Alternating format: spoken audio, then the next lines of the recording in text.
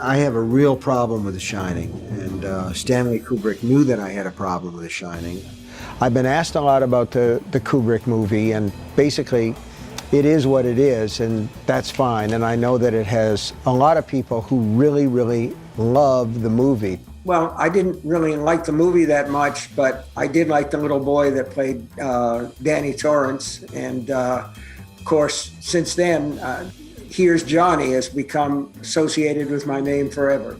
The images are striking. There's no doubt about it. I mean, Jack Nicholson's face in the doorway, his bearded, crazy, grinning face, and he says, "Here's Johnny," which was his ad lib, and it became, you know, part of the movie. So the images are striking, but to me that's surface, it's not substance. So I used to describe The Shining, the film, as something like a beautiful car that had no engine in it. I think that it's still possible to scare people in a really honorable way if they care about the character. You can't scare people unless they care about the characters. If the characters are just cardboard cutouts, it's not working. But if they do, then you can scare the hell out of them. Jack Nicholson, who seemed like he was crazy from the very beginning. Where's the arc in that? You're crazy in scene one, you're crazy at the end, and in between you type a little bit, and that's it. For me, there's no story in that.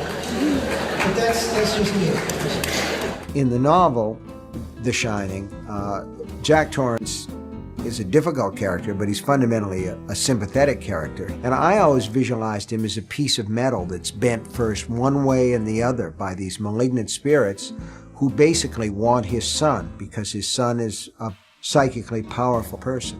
So I saw these all as warm characters, characters that were being threatened by forces from without, from ghosts, from real supernatural creatures. Shelley Duvall as Wendy is really one of the most misogynistic characters ever put on film. She's basically just there to scream and be stupid, and that's not the woman that I wrote about.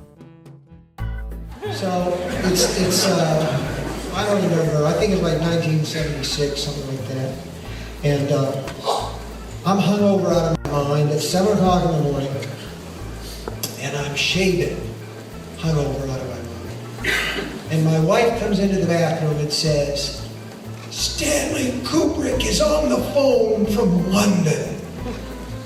And I'm like this, and the blood is coming through the shaving cream. And I'm like, "Is this a joke, Tabby?" And she's, "No, it's really Stanley Kubrick, I think." So I go up, 7 o'clock, because why not call the guy at 7 o'clock? It's like noon where he is in London, so. And I know that he's bought the rights, but I never figured he'll actually make the film. And so you got to picture me. I'm in my skivvies, I'm hungover, the kid is bawling in the other room, I'm bleeding, I got shaving cream on half of my face. I pick up the phone and I say, "Hello, this is Stephen King." And he says, "Hello, Steve, I think most ghost stories are fundamentally optimistic, don't you?"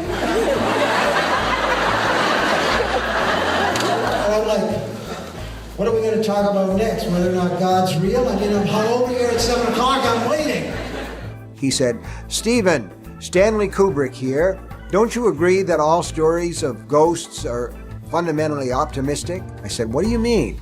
And he said, "Well, if there are ghosts, it means we survive death, and that's fundamentally an optimistic view, isn't it?" And I said, "Well, Mr. Kubrick, what about hell?"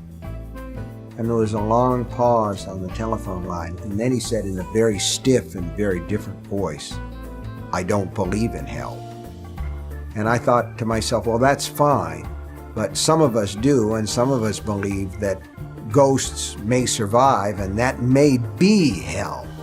And that was sort of where I was coming from with The Shining. Well, I mean, okay, that's what makes horse races, right? I mean, you say potato, I say potato, tomato, tomato, hell, oh hell, whatever, survive not. But he went ahead and he made his movie, and I'm a very sort of warm, gooey, sentimental guy.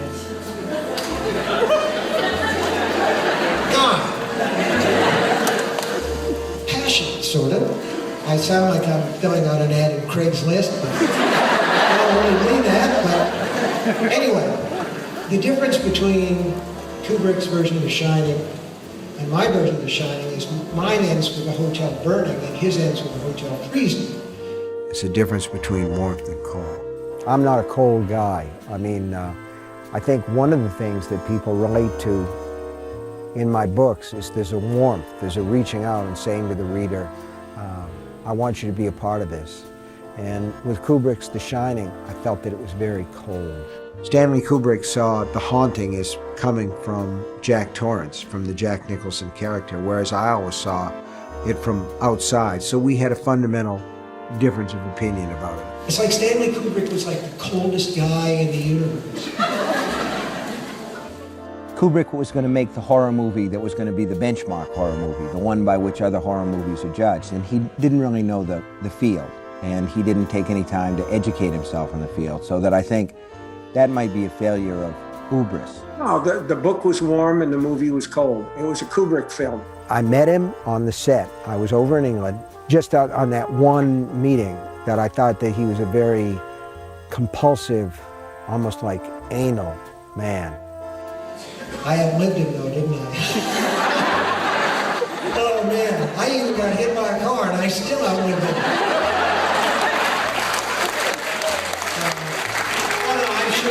I'm sure he's a great guy. And don't get me wrong, I love everything else the man did. I just didn't like that one. The greatest thing about it is if you're not involved, if it's really good, you can say, that's based on my book. If it's really bad, you can say, I didn't have anything to do with it.